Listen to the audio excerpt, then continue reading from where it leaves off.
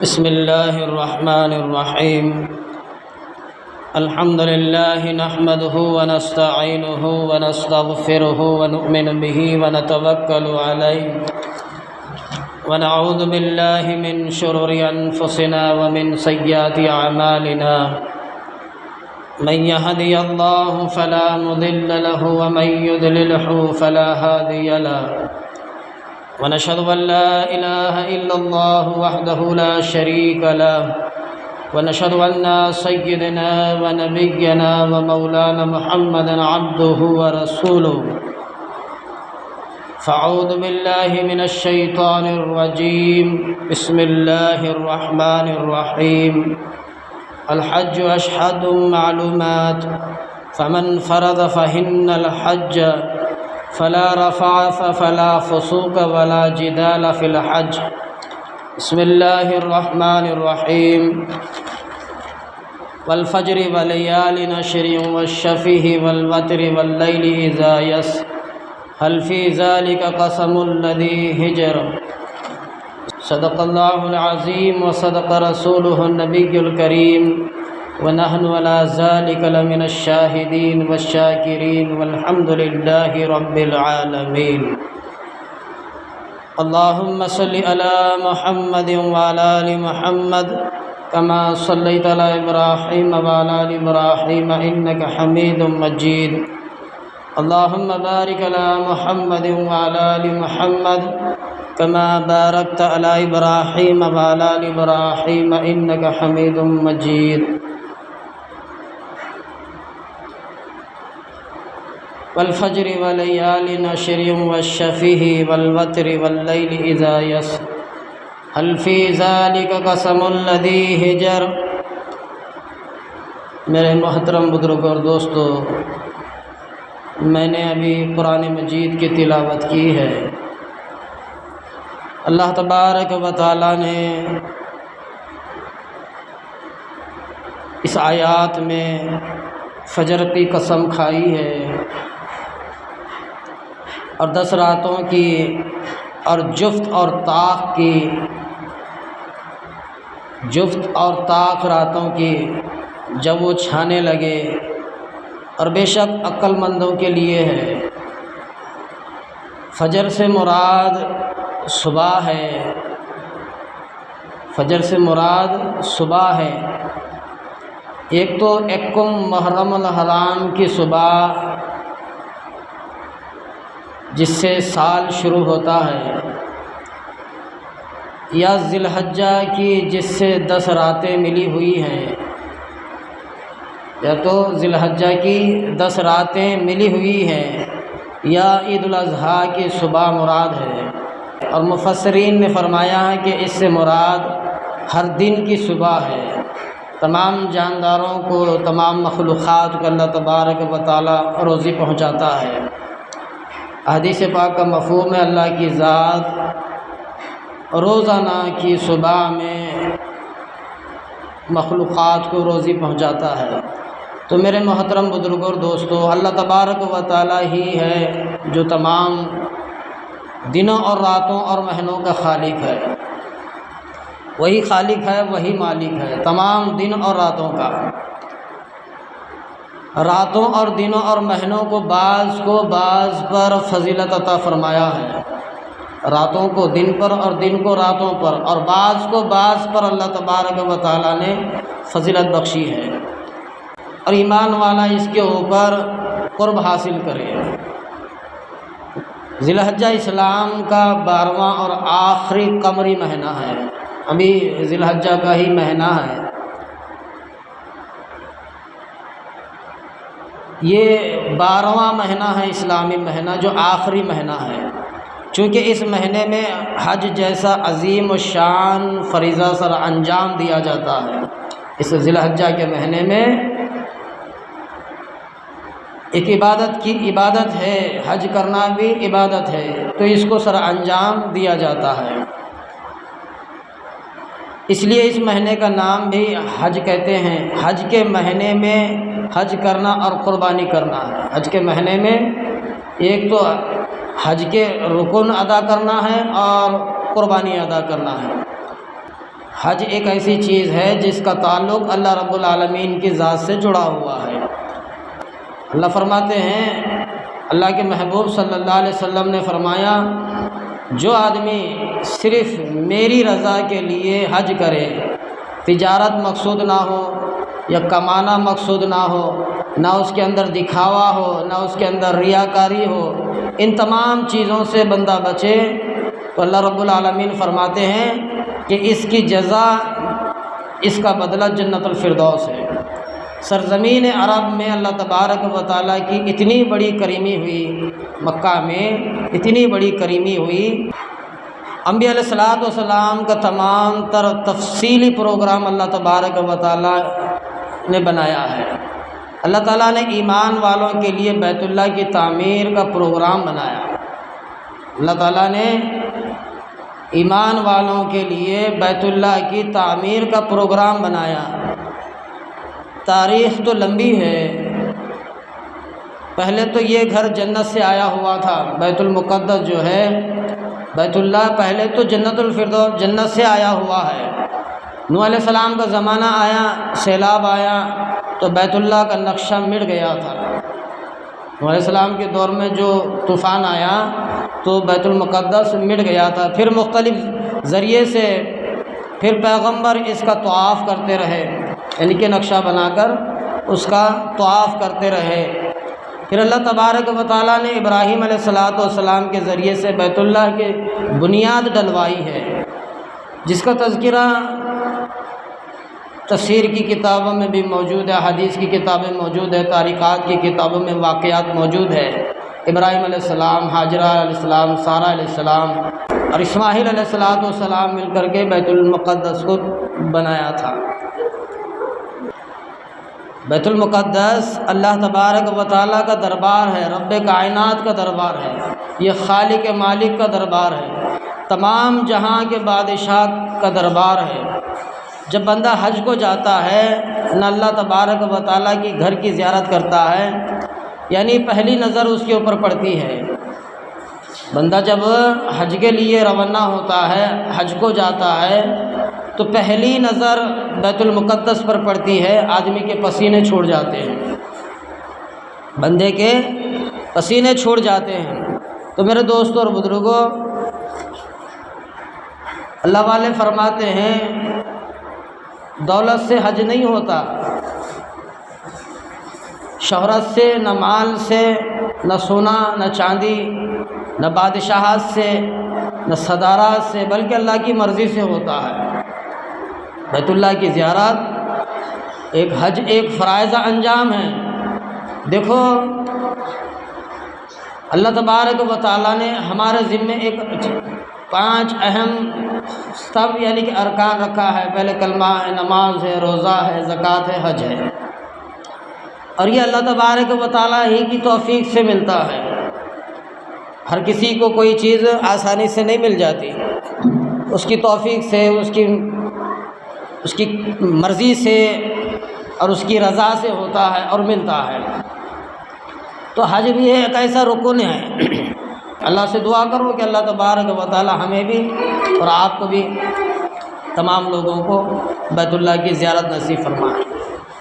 جیسے کہ اللہ والے لکھا ہے، ایک چونٹی نے اللہ تبارک و تعالیٰ کی بارگاہ میں عرض کی کہ اللہ، اے خالق اے مالک، میں تیرے گھر کی زیارت کے لیے جانا چاہتی ہوں، یعنی کہ بیت اللہ کی زیارت کے لیے جانا چاہتی ہوں۔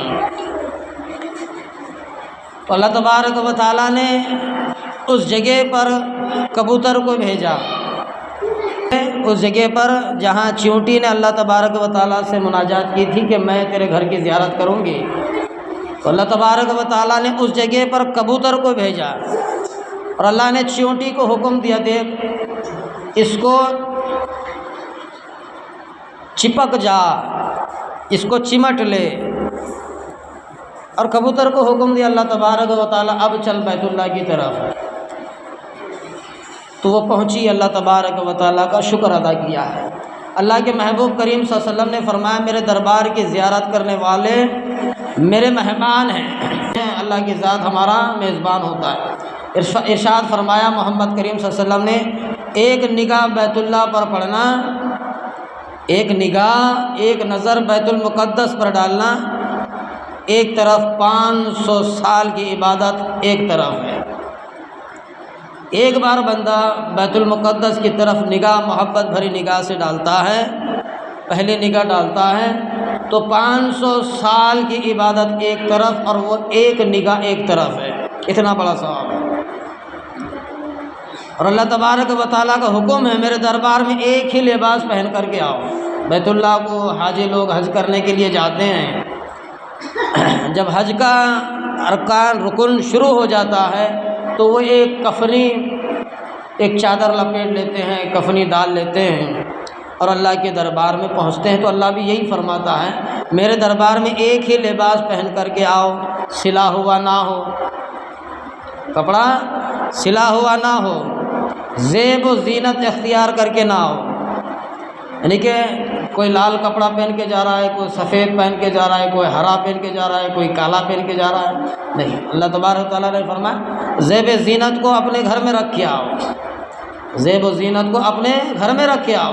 یہاں پر زیب و زینت نہیں چلے گی، سبھی بادشاہ بھی ہو، غریب ہو، امیر ہو، جیسا بھی ہو، کوئی ملک کا کیوں نہ ہو، کہاں رہنے والا کیوں نہ ہو، گلیوں میں، شہروں میں، بازاروں میں، اچھے بڑا آدمی ہو چاہے چھوٹا آدمی ہو، جیسا بھی کیوں نہ ہو، وہ زیب و زینت اختیار نہ کرے، ایک ہی کپڑا، سفید کپڑا چادر کے موافق، کفنی کے موافق اپنے گلے میں ڈالو اور میرے دربار میں پہنچ جاؤ۔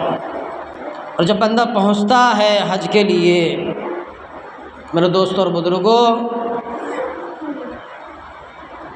ایک عجیب سی محبت پیدا ہو جاتی ہے حج کے ارادے سے جب بندہ نکلتا ہے۔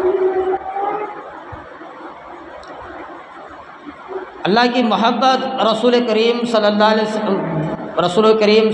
وسلم کی محبت، بیت اللہ کی محبت اور مکہ کی محبت، مدینہ کی محبت، محمد کریم صلی اللہ علیہ وسلم کی زیارت کی محبت بندے کے دل میں اچھلتی ہے، تڑپتی ہے، یہ ارادہ پیدا ہوتا ہے۔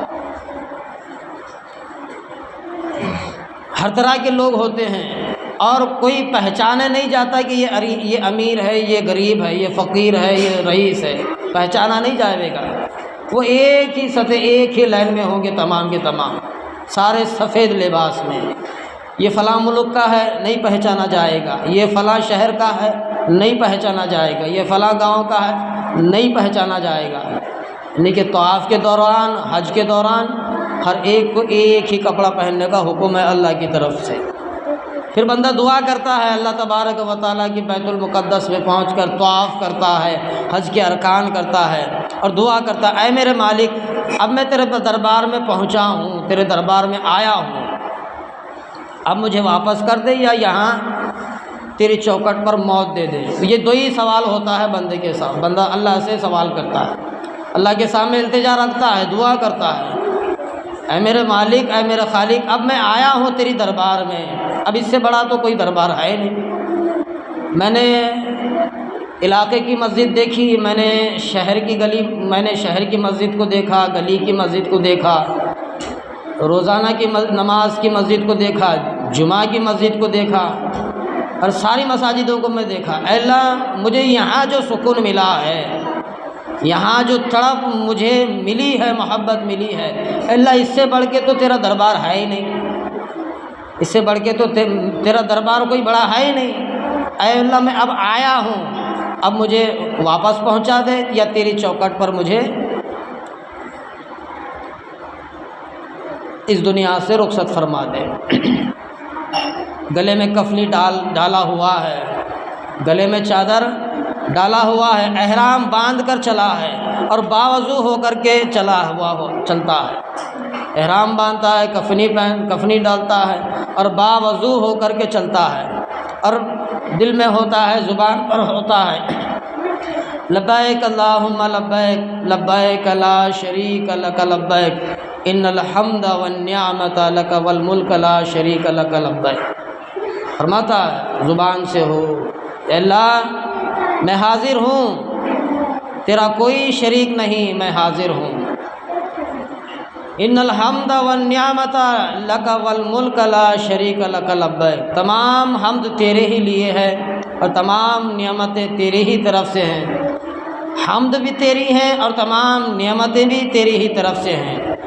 لک والملک لا شریک لک لبیک، بادشاہ بھی تیری ہی ہے، تیرا کوئی شریک نہیں ہے، تو بادشاہ ہے سارے جہاں کا، بادشاہوں کا بادشاہ ہے اور تیرے سوا کوئی شریک نہیں۔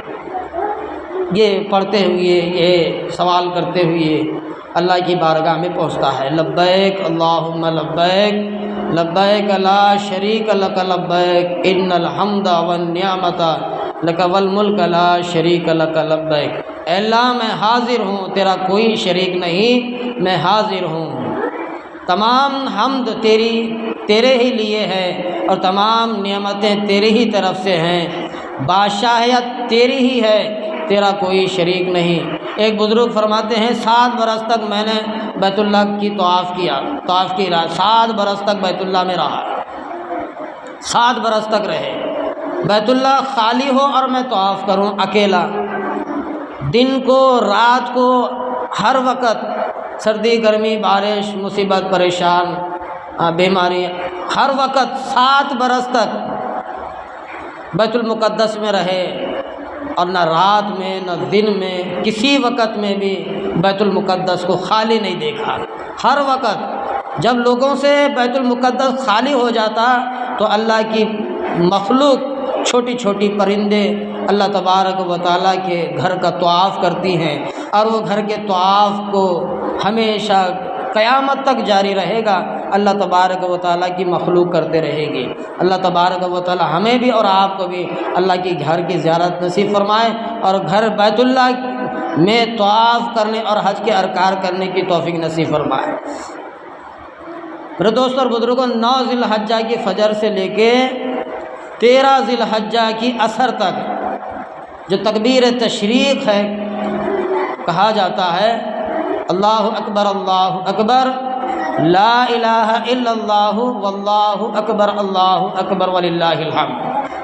9 ذی الحجہ کی فجر سے لے کے 13 ذی الحجہ کی عصر تک اللہ اکبر لا الہ الا اللہ واللہ اکبر وللہ الحمد، جس کا ترجمہ مفہوم ہے سب سے بڑا اللہ ہے، اللہ سب سے بڑا ہے، اللہ سب سے بڑا ہے، اللہ کے سوا کوئی معبود برحق نہیں، اور اللہ سب سے بڑا ہے، اللہ سب سے بڑا ہے اور تمام تعریفیں اللہ رب العالمین کے لیے ہے۔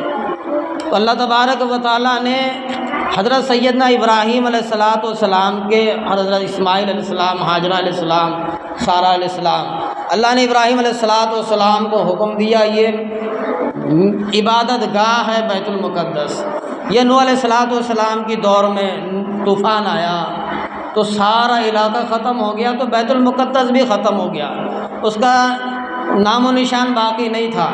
تو اللہ تبارک و تعالیٰ نے ابراہیم علیہ السلام کو حکم دیا کہ وہ جگہ ہے یہ عبادت کی، یہ وہ جگہ ہے عبادت کی، یہ عبادت گاہ ہے، اس کی تم یہاں پر ایک میرا گھر عبادت کی جگہ بناؤ، بیت المقدس کو بناؤ، تعمیر کرو۔ اللہ تبارک و تعالیٰ نے حکم دیا، ابراہیم علیہ السلام اللہ کے حکم سے بیت المقدس کی تعمیر کی۔ تو اللہ نے حکم دیا کہ اللہ نے کہا کہ اے ابراہیم اب تو بیت اللہ تیار ہے، اب تو بیت اللہ تیار ہے، اب لوگوں کو بلاؤ، جمع کرو۔ تو ابراہیم علیہ السلام نے فرمایا یا اللہ سارہ ہے، ہاجرہ ہے اور اسماعیل ہے، ہم 4 کے سوا تو کوئی ہے نہیں، ادھر دیکھیں تو پہاڑ، ادھر دیکھیں تو چاروں طرف پہاڑی پہاڑ ہے، سارے طرف پہاڑ ہے، اللہ کون آئے گا، کون میری سننے والا ہے؟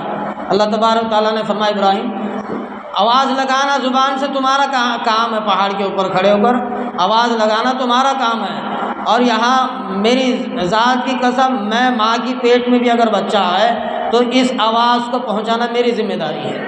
تو ابراہیم علیہ السلام نے آواز لگائی تو ساری مخلوقات लब्बैक अल्लाहुम्मा लब्बैक लब्बैक ला शरीक लक लब्बैक इन्नल हम्दा वन निअमत लक वल मुल्क ला शरीक लक लब्बैक।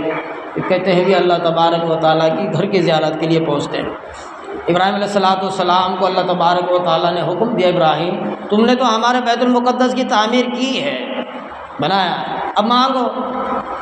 इब्राहीम अलैहिस्सलाम को हुक्म दिया कि मांगो, इस्माइल अलैहिस्सलाम को हुक्म दिया कि मांगो, हाजरा अलैहिस्सलाम को हुक्म दिया कि मांगो, सारा अलैहिस्सलाम को हुक्म दिया कि मांगो।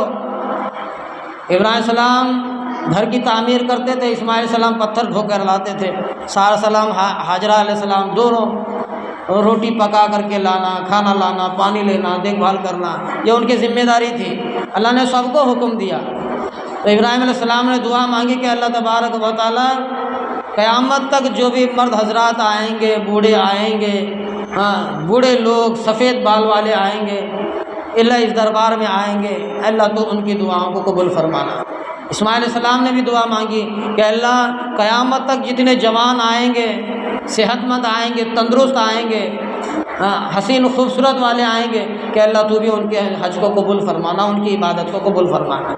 सारा है हाजरा, उन्होंने भी दुआ मांगी कि अल्लाह बूढ़ी औरत आएंगी, कमज़ोर औरतें आएंगी, अल्लाह इनके हज को, इनकी बात तेरी बारगाह में आएंगी और तुझे पुकारेंगी, इनकी इबादत को और इनके हज को कबूल फरमाना। तो अल्लाह तबारक व तआला ने इब्राहीम अलैहिस्सलाम के ज़रिए से बैतुल मुक़द्दस की तामीर कराई है। मोहम्मद करीम सल्लल्लाहु अलैहि वसल्लम ने फरमाया हज के 3 महीने हैं। और देख लो हज का महीना तो ज़िलहज्जा का यही है, तो 3 महीने कौन से होंगे?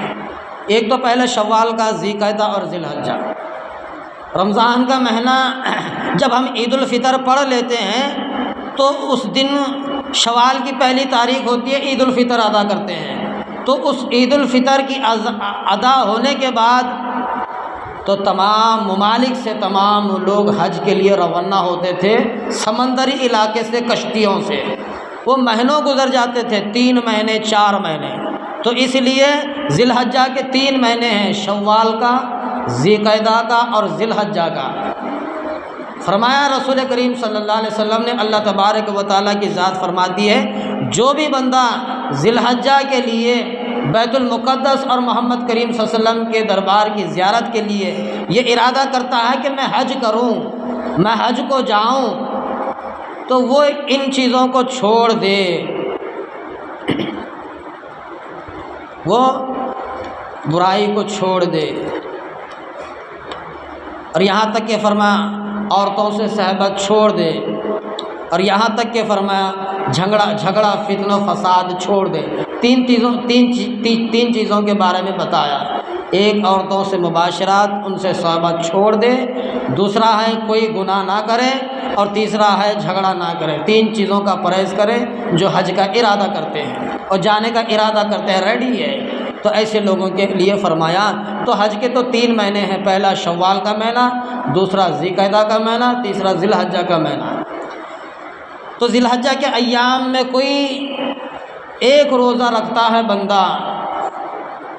बंदा कोई भी ज़िलहज्जा में एक रोज़ा रखता है तो 1 बरस रोज़ा रखने के बराबर सवाब है।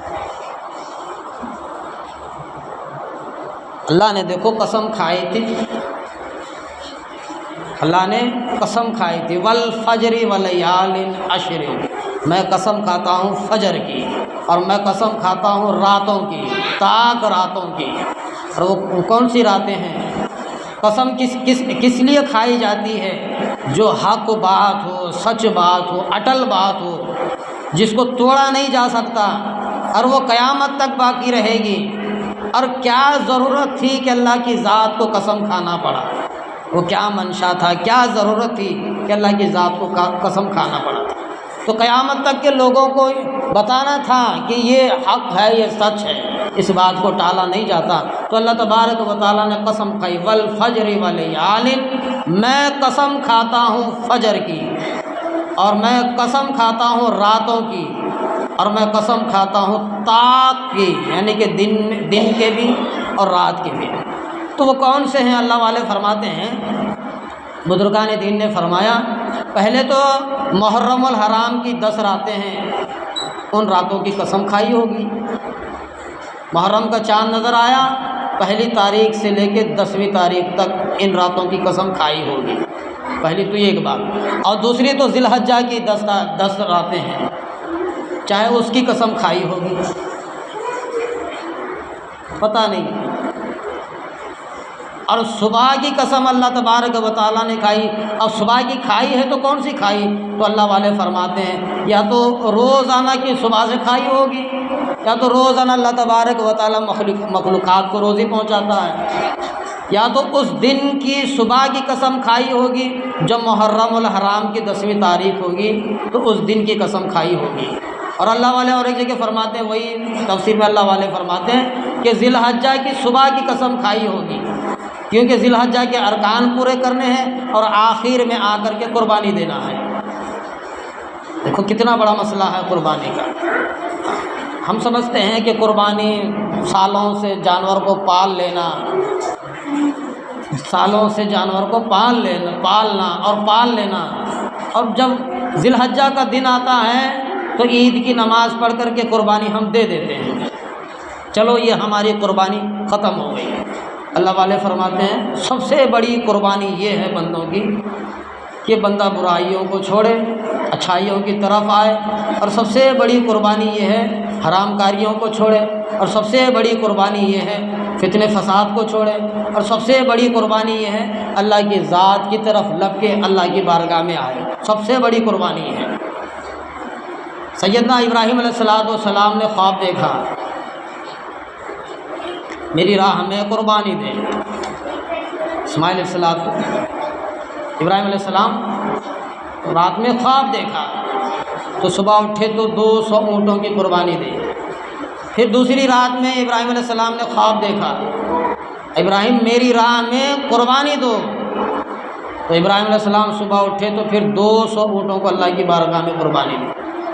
اللہ تبارک و تعالیٰ نے فرمایا ابراہیم میں تو تجھے ایسی چیز مانگتا ہوں جو تیرے دل میں جگہ کر بیٹھی ہے، میں تو وہ چیز تجھے مانگتا ہوں، میں تو وہ چیز تجھ سے مانگتا ہوں جو تیرے دل میں جگہ کر بیٹھی ہے، جو تیرے دل کے سب سے قریب ہو۔ ابراہیم علیہ السلام نے اللہ سوچا کہ بڑھاپے کی وقت میں مجھے تو اولاد ہوئی تھی، اب میرے تو دل کے قریب تو اسماعیل علیہ السلام ہے، اسماعیل ہے، اب تو اس کی قربانی مانگی جاتی ہے۔ حضرت گھر میں آئے، بیوی سے فرمایا دیکھو بڑے بادشاہ سے ملاقات کے لیے جا رہا ہوں، اور میرے لخت جگر کو، میرے نور نظر اسماعیل کو نہلا کر دھلا کر اچھے سے تیار کر کے خوشبو لگا کر کے اس کو میرے حوالے کرو، بادشاہ سے ملاقات کے لیے جانا ہے۔ ابراہیم علیہ السلام کی بیوی نے اسماعیل علیہ السلام کو تیار کیا اور ابراہیم علیہ السلام کے حوالے کیا۔ ابراہیم علیہ السلام آستین میں چھری کو اور آستین میں رسی کو تھما کر کے جنگل کی طرف نکل پڑے، اور نکلے راستے میں دیکھو شیطان آتا ہے، سب سے پہلے تو عورت کے پاس آتا ہے، آ کر کے کہا دیکھ با اللہ تبارک و تعالیٰ کا پیغمبر ابراہیم علیہ السلام تیرے لخت جگر، تیرے نور نظر، تیرے بیٹے کو کہاں لے کر کے گیا؟ وہ کہا کہ بڑے بادشاہ سے ملاقات کے لیے لے کر کے گیا۔ شیطان کہتا بادشاہ سے ملاقات کے لیے نہیں بلکہ اللہ نے اسماعیل علیہ السلام کی قربانی مانگی ہے، لے کر کے گیا۔ تو حضرت علیہ السلام نے 7 کنکریاں لے کر کے شیطان کو مار دی، بدبخت یہاں سے نکل جا، تو شیطان ہے، اللہ کے کام میں، اللہ کے قانون میں، اللہ کے فرائض میں تو دخل دیتا ہے۔ 7 کنکریاں ماری ہیں۔ پھر وہاں سے بات نہیں بنی تو پھر اسماعیل علیہ السلام کے پاس آتا ہے، اسماعیل علیہ السلام سے فرماتے اسماعیل دیکھ باپ کا سہارا ہے، تو بڑھاپے وقت میں اللہ نے تیرے باپ کو تجھے پیدا کیا ہے، بڑھاپے کا سہارا ہے باپ کا، اور وہی خدا تجھے جس نے پیدا کیا ہے وہی خدا تیری قربانی مانگ رہا ہے۔ اب میں کہتا ہوں کوئی بہانہ ہیلا بنا کر کے یہاں سے نکل جا۔ اسماعیل علیہ السلام نے بھی کنکریاں اٹھا کر کے ماری ہیں۔ بدبخت تو شیطان ملعون ہے، تو اللہ کے فرائض میں رکاوٹ ڈالنے کے لیے آیا ہے، اس کام کو نہ کرنے کے لیے آیا ہے، تو شیطان ہے۔ میں تو ایک اسماعیل ہوں، اگر اللہ میری 100 جانیں بھی رکھتا تو میں ایک ایک کر کے اللہ کی بارگاہ میں قربان کرتا، ایک ایک کر کے اللہ کی بارگاہ میں قربان کرتا۔ اسماعیل السلام کی سوچ دیکھو، کیا کہتے ہیں 100 جانیں بھی میری ہوتی تو میں ایک ایک کر کے قربان کرتا۔ ہمیں تو اللہ جان کو قربان کرنے کے لیے نہیں کر رہا، وقت کو قربان کرو، وقت کو قربان کرو، دین کے لیے، نماز کے لیے، اللہ کے فرائض کے لیے، اللہ کے احکام کے لیے، اللہ کے اعلان کے لیے اپنے وقت کو قربان کرو۔ تمہاری اولادوں کی مجھے قربانی کی ضرورت نہیں ہے، تمہارے مال کی قربانی کی مجھے ضرورت نہیں ہے، تمہارا سونا چاندی روپیہ دھن دولت کی مجھے ضرورت نہیں ہے، مجھے تو تمہارے وقت کی ضرورت ہے۔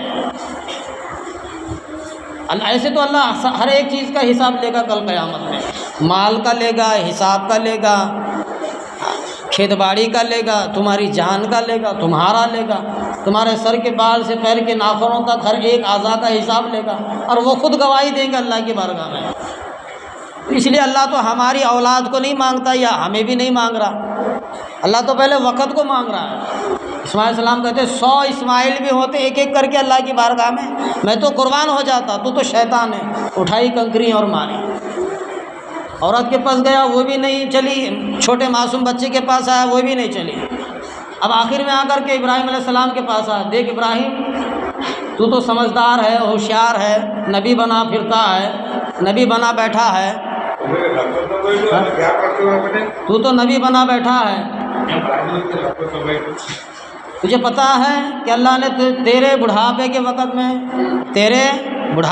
وقت میں اللہ نے تجھے اولاد دی ہے، اولاد بخشی ہے، بڑا حسین ہے، بڑا خوبصورت ہے، اور اللہ اسی لڑکے کی قربانی تجھے مانگتا ہے، اسی لڑکے کی قربانی تجھے مانگتا ہے۔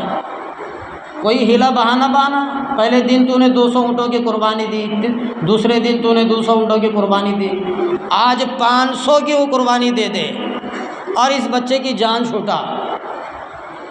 ابراہیم السلام نے کنکریاں اٹھائی اور شیطان کو مارا، تو ملعون ہے، شیطان ہے، تو میرے خدا اور میرے بیچ کے کام میں تو دخل دینا چاہتا ہے، تو یہاں سے نکل جا۔ کنکریاں ماری اور بھاگے۔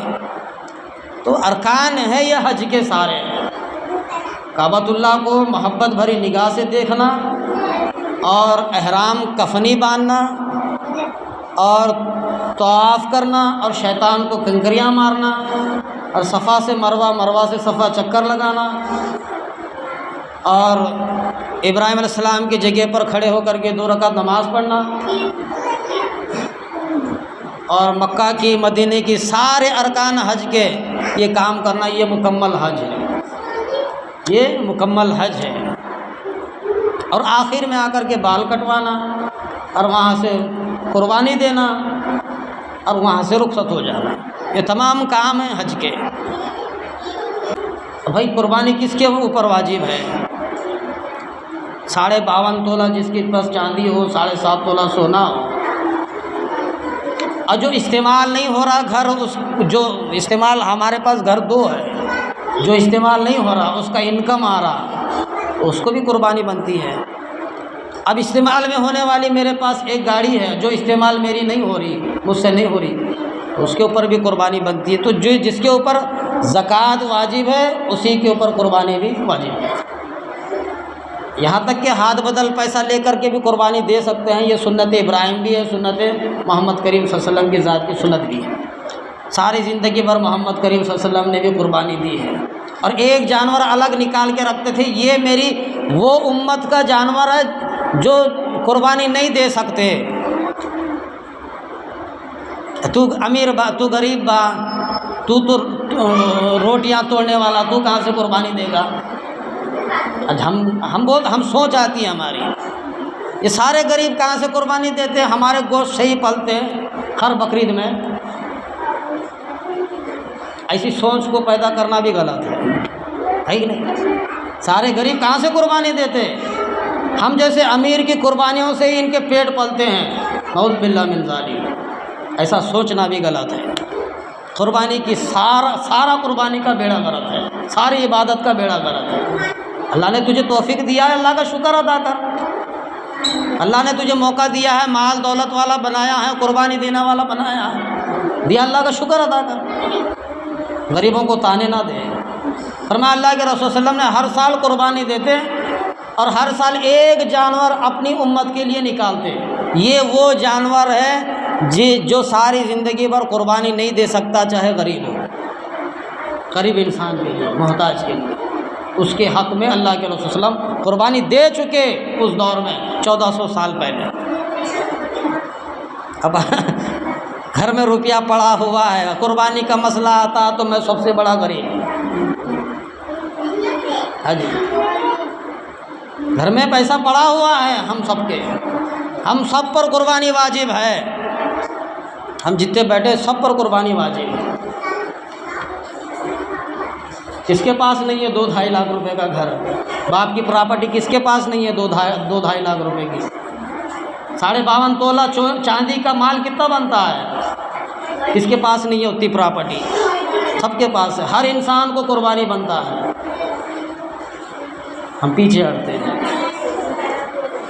اس لیے اللہ تبارک و تعالیٰ نے یہ ذی الحجہ کا جو مہینہ ہے بڑی بابرکت والا مہینہ ہے، اس میں ایک روزہ بھی بندہ رکھ لیا تو 1 سال کے روزہ رکھنے کے برابر ہے، 1 سال کا روزہ، ایک روزہ بھی رکھ لیا تو 1 سال کے روزہ رکھنے کے برابر ہے۔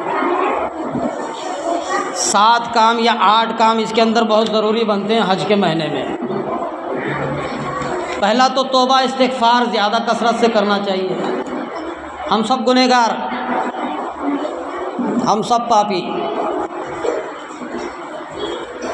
میں نے گزشتہ جمعے میں بتایا تھا کہ میں سب سے بڑا ایماندار، میں سب سے بڑا نیک، یہ کہنا اچھی بات نہیں ہے، وہ اس کو جمتا ہے، اس کو بھاتا ہے۔ میں اللہ سب سے بڑا ہے، اللہ کی ذات بڑی ہے، میں بڑا نہیں۔ تو یہ اللہ کی ذات کو بنتا ہے، زیادہ کثرت سے کثرت استغفار کرے، توبہ کرے، اللہ کی ذات کو منوائے، اور اللہ کا ذکر کثرت سے کرنا چاہیے۔ سبحان اللہ، الحمدللہ، اللہ اکبر، چاہے نمازوں کی کثرت کرو، نافل ہو اور سنتیں ہوں، جو بھی ہو۔ استغفار، پہلا کام استغفار، دوسرا کام اللہ کا ذکر، اور تیسرا کام اللہ اکبر، لا الہ الا اللہ، اللہ اکبر وللہ الحمد۔ اس کو کثرت صبح شام، صبح شام، اور ہر نماز کے بعد 9 ذی الحجہ کی فجر سے لے کے 13 ذی الحجہ کی عصر تک ہر نماز کے بعد آواز سے، بلند آواز سے اللہ اکبر، لا الہ الا اللہ، اللہ اکبر وللہ الحمد، یہ کہنا ہر مرد اور ہر عورت پر، بالغ پر واجب ہے۔ 100 آدمی ہے جماعت میں، اگر اس میں سے ایک بھی کہے تو 100 کا حق ادا ہو جائے گا۔ 100 کے 100 کہنا ضروری نہیں ہے، گھر میں 4-5 عورتیں بیٹھی ہوئی ہیں، ان میں سے اگر کوئی بھی ایک تکبیر تشریق کہہ لیا تو سب کا حق ادا بن گیا ہے، سب کو کہنا ضرورت نہیں، اور اتنی بڑی آواز سے بھی کہنا نہیں ہے کہ سارا محلہ سن لے، غلط بات ہے۔ اور نمبر 4 روزہ رکھنا، ابھی میں نے بتایا۔ نمبر 4 بڑھ چڑھ کر کے نیکی کی طرف لپکنا، نیکی کا کام کرنا۔ نیکی کا کام کیا ہے؟ برائیوں کو چھوڑنے کی کوشش کرنا، برائیوں کی طرف نہیں بھٹکنا، سب سے بڑی نیکی ہے۔ نیکی یہ نہیں کہ مال دو، خیرات کرو، پیسہ دو، وہ کرو، یہ کرو، یہ بھی نیکی ہی ہے۔ برائیوں سے بچنا، برائیوں سے دور ہونا بھی نیکی ہے، سمجھ میں آ رہی بات؟ اور آخر میں قربانی کرنا، آخر میں قربانی کرنا، اور نیک کاموں کا حکم دینا اور برائیوں سے بچنا۔ کنتم خیر امۃ اخرجت للناس تأمرون بالمعروف وتنہون عن المنکر، میں نے تمہیں بہترین بنایا ہے، میں نے تمہیں بہترین انسان بنایا ہے۔ دیکھو تمام امتیں آئیں، اللہ نے کسی امت کی تعریف قرآن میں نہیں کی۔ کنتم خیر امۃ اخرجت للناس تأمرون بالمعروف وتنہون عن المنکر، تم بہترین امت ہو، میں تمہیں نفع کے لیے پیدا کیا گیا، نقصان کے لیے نہیں، میں تمہیں نفع رسانی، نفع کے لیے بنایا ہے، نقصان کے لیے نہیں بنایا۔ تمام امتیں آئیں، کسی امت کی تعریف نہیں کی، ہماری تعریف کی، اس امت کی تعریف کی، لوگوں کو بھلائی کا حکم کرتی ہو، لوگوں کو برائی سے روکتی ہو، اور خود بھی بھلے کام کرتی ہو، خود بھی بھلائی کا کام سر انجام دیتی ہو۔ لوگوں کو بھلائی کا کام کرتے ہو، لوگوں کو بھلائی کی طرف دعوت دیتے ہو اور خود بھی بھلائی کا کام کرتے ہو، لوگوں کو برائی سے بچاتے ہو اور خود بھی برائی سے بچتے ہو۔ ہم نے تمہیں ایک سانچے میں ڈھال کر کے بنایا ہے، تم جو امت ہو ہم نے تمہیں سانچے میں ڈھال کر کے بنایا ہے۔ اور اللہ کے رسول صلی اللہ علیہ وسلم نے فرمایا، کتابوں میں لکھا ہے، سب سے پہلے محمد کریم صلی اللہ علیہ وسلم کی ذات کی امت کا حساب ہوگا قیامت میں۔ قیامت میں سب سے پہلے یہی امت کا حساب ہوگا اور یہی امت سب سے پہلے جنت میں جائے گی، اس کے بعد آئے گا سب کی باری۔ تو اس لیے دعا کرو اللہ تبارک و تعالیٰ مجھے اور آپ کو، تمام امت محمدیہ کو برائیوں سے، خطاؤں سے، اللہ کی ناراضگی سے ہمیں بچائے اور دین کی طرف لپکنے والا بنائے، دین کے کاموں سے ہمیں جڑائے، اللہ کے فرائضات کا احکام پورا کرنے والا بنائے، جیسے کہ ایمان کی طرف ہو، نماز کی طرف ہو، روزے کی طرف ہو، حج کی طرف ہو، قربانی کی طرف ہو، ان تمام نیک کاموں میں لپکنے والا بنائے، شوق پیدا ہو، شوق سے ہی کام بنتا ہے، شوق پیدا ہو، سب سے پہلے تو شوق پیدا ہو۔ اللہ مجھے اور آپ کو عمل کی توفیق عطا فرمائے۔ وآخر الحمد للہ رب العالمین۔